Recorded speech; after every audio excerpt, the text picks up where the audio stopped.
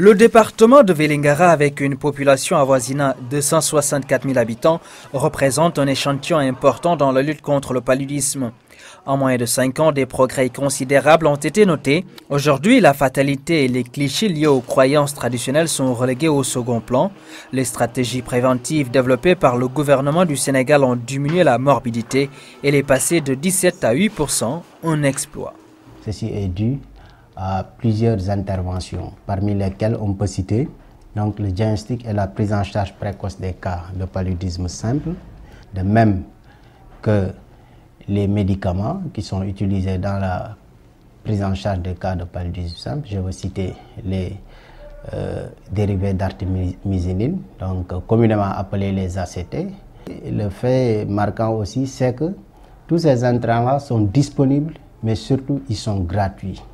La disponibilité des tests de diagnostic rapide TDR en 2006 a surtout contribué à la décroissance de la maladie. Les TDR constituent une révolution. Le palu est détecté très rapidement. Avec ces résultats obtenus en si peu de temps, s'y ajoute la formation régulière des agents de santé. Toujours dans le but d'anéantir la pandémie de certaines maladies, la lutte contre le VIH-Sida est renforcée. Diaobé, situé à 40 km de Vélingara, est une zone carrefour.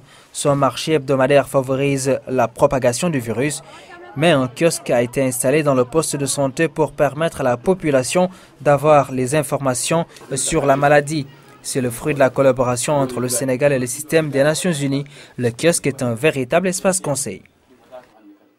Ce kiosque aussi joue un rôle très important parce que c'est un kiosque qui a un plan d'action trimestriel qui fait des activités, que ce soit des activités fixes et des activités avancées. Et vraiment, ces activités apportent beaucoup sur le recul vraiment du VIH-Sida.